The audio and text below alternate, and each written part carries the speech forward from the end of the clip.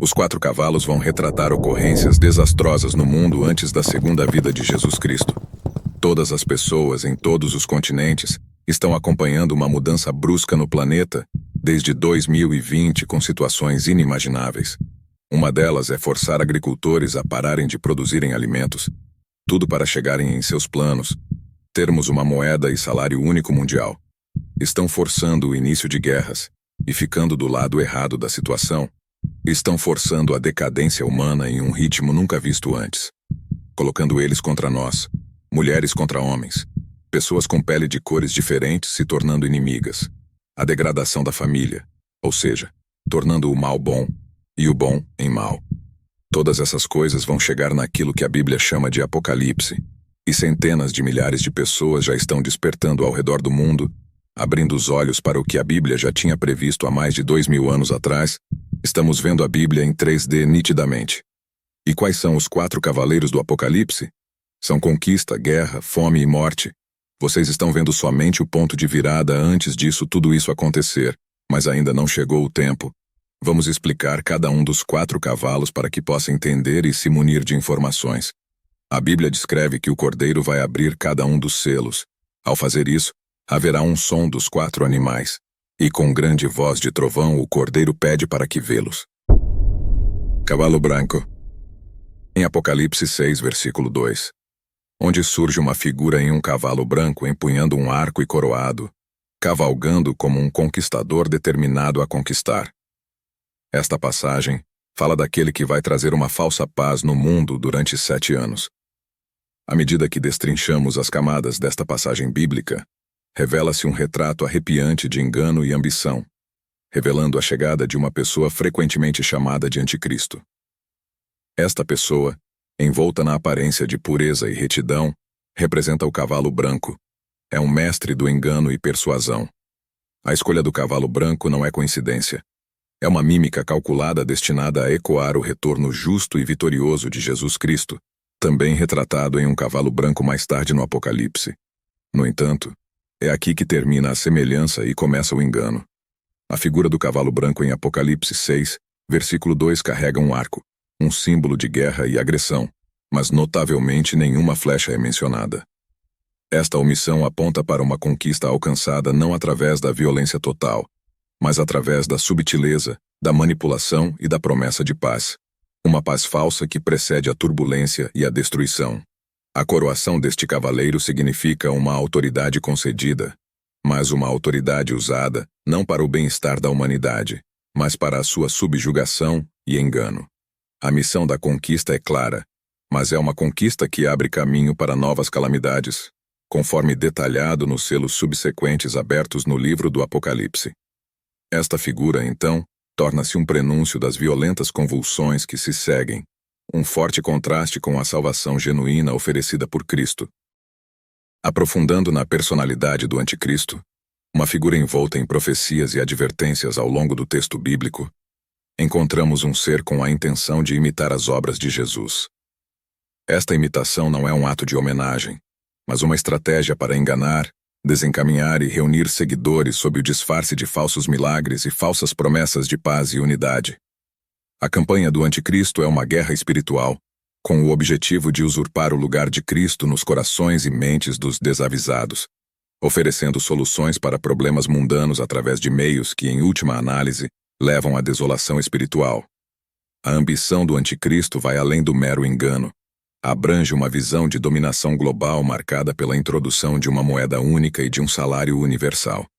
Esta reforma econômica não é um gesto de unidade global, mas uma tática para consolidar o poder, controlar as massas e minar as liberdades individuais. Ao controlar a economia, o Anticristo pretende controlar a própria humanidade, ditando não apenas como as pessoas compram e vendem, mas também como vivem, em que acreditam e a quem adoram. Cavalo vermelho. Depois desse evento, o segundo selo é quebrado. O cavaleiro assentado no cavalo vermelho está segurando uma grande espada que representa a guerra e a violência. Imagine, se você puder, a tensão que enche o ar enquanto o segundo selo do grande livro é aberto, revelando outra camada da visão profética. Estamos falando de Apocalipse 6, versículo 3, onde um novo personagem entra em cena, montando um cavalo de uma cor intensa, vermelha, um símbolo universalmente reconhecido de guerra. A cor vermelha, vibrante e alarmante, prenuncia o caos que está prestes a se desenrolar sobre a terra. Agora concentre-se no cavaleiro desse cavalo vermelho e na ordem que lhe foi dada. Não é uma ordem qualquer. É uma instrução que carrega o peso da devastação. O cavaleiro recebeu uma grande espada, uma ferramenta de conflito e destruição, sinalizando sua missão de tirar a paz da terra. Mas não pense nisso como numa história de aventuras com uma batalha entre heróis e vilões. Não, é algo muito mais sombrio. Imagine a paz sendo arrancada da humanidade, a harmonia desfeita, irmão contra irmão, nação contra nação, em um turbilhão de violência que engole a sociedade, desfazendo os tecidos da ordem e da civilidade. O cavalo vermelho e seu cavaleiro são arautos de uma era onde o conflito é rei, onde a guerra não é apenas uma série de batalhas isoladas, mas um estado de ser que permeia a existência humana. A ordem dada a esse cavaleiro não é apenas para lutar, é para mergulhar o mundo inteiro em um conflito sem precedentes, para fazer com que a violência seja tão comum quanto o ar que respiramos. Isso está acontecendo exatamente agora, criando uma mentalidade que todos esses conflitos são normais e ficar do lado errado é o certo. E enquanto você reflete sobre isso, percebe que o texto de Apocalipse não está apenas prevendo guerras no sentido tradicional. Está falando de um tipo de guerra que altera completamente o curso da história humana, uma guerra que fragmenta a unidade e dissemina o medo e a desconfiança em uma escala global. É um lembrete visceral de que, em meio a essas revelações, a humanidade enfrenta uma luta não apenas por território ou poder, mas por sua própria alma. Cavalo Negro. Então chegamos ao momento em que o terceiro selo é rompido. Imagine a cena, o suspense aumenta, e então, de repente, o silêncio é quebrado pelo som do terceiro selo se partindo. É como se o próprio ar ao redor estivesse carregado de antecipação pelo que está prestes a ser revelado. E então lá está ele, um cavalo negro. Este não é um cavalo comum. A cor negra simboliza algo mais profundo, mais sombrio. No contexto das Escrituras, esse cavalo traz consigo uma aura de mistério e prenúncio. O cavaleiro montado neste cavalo traz uma balança na mão. Essa não é uma imagem para ser interpretada superficialmente. A balança, na antiguidade, era um símbolo de comércio, de troca, mas aqui, ela adquire um significado muito mais sinistro. Ela fala de racionamento, de escassez, de uma medida cuidadosa de recursos que se tornaram incrivelmente escassos. A presença da balança nas mãos desse cavaleiro sinaliza a chegada da fome, um dos mais antigos e implacáveis inimigos da humanidade. Agora, mergulhando um pouco mais fundo, chegamos a Apocalipse 6, versículo 6. E aqui a visão se expande.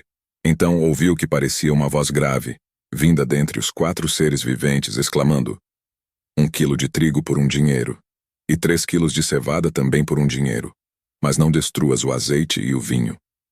Este anúncio é arrepiante. Naquela época, 1 denário era basicamente o salário de um dia de trabalho. Imagine trabalhar um dia inteiro apenas para comprar um punhado de trigo ou um pouco mais de cevada. Não é preciso ser um gênio para entender que isso é uma descrição de uma grave crise econômica, onde o básico para a sobrevivência se torna quase inatingível. Para isso acontecer, é necessário um salário único global. Mas a ordem para não danificar o azeite e o vinho traz ainda outra dimensão à visão. Azeite e vinho, produtos de maior valor, sugerem que, mesmo em meio à fome, haverá uma disparidade na distribuição de recursos. Alguns luxos ainda estarão disponíveis, mas apenas para aqueles que podem pagar.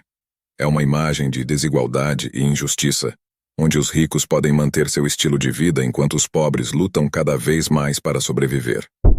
Cavalo Amarelo. Agora, imaginem só. Chegamos ao ponto onde o 4º selo é quebrado. Essa parte do que vai acontecer é realmente terrível. Um cavalo amarelo aparece. Na verdade, na tradução original é cavalo verde. Ele vai trazer doença, decadência e morte. O cavaleiro montado no cavalo amarelo é chamado de morte. Pense nisso por um segundo. Não é uma representação, não é um símbolo, é a própria morte encarnada, cavalgando pelo mundo. E se tem uma coisa que a morte traz consigo, além do óbvio, é o medo. O medo do desconhecido, do final, de perder tudo e todos que amamos. Em Apocalipse 6, versículo 8, a coisa fica ainda mais intensa.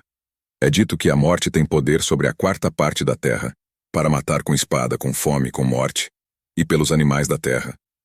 Isso não é só sobre morrer, é sobre as várias maneiras pelas quais a morte pode vir. É guerra, fome, pestilência, e até a natureza se volta contra a humanidade. Você já parou para pensar na ideia de que um quarto do mundo está sob a influência direta da morte? Isso não é pouca coisa. Estamos falando de uma escala de devastação e sofrimento que é difícil de compreender. E o que isso diz sobre a fragilidade da nossa existência? Sobre como, no fim das contas, os que não foram arrebatados pelo Senhor nas nuvens estarão na borda de um abismo, tentando fazer sentido da vida antes que o chão desapareça sob nossos pés. Mas aqui está a coisa. Essa imagem do cavalo amarelo e seu cavaleiro, por mais sombria que seja, também serve como um lembrete. Um lembrete de que a vida é preciosa, que cada momento conta, que devemos lutar contra as injustiças, inverdades que assolam nosso mundo. Não é só uma história de desespero. É também uma chamada para a ação. É um grito para que olhemos ao redor e façamos o que estiver ao nosso alcance para combater as forças de Satanás, que sempre traz destruição para o nosso mundo. Ao final dos 7 anos, Jesus descerá na terra e restaurará todas as coisas e as corrigirá.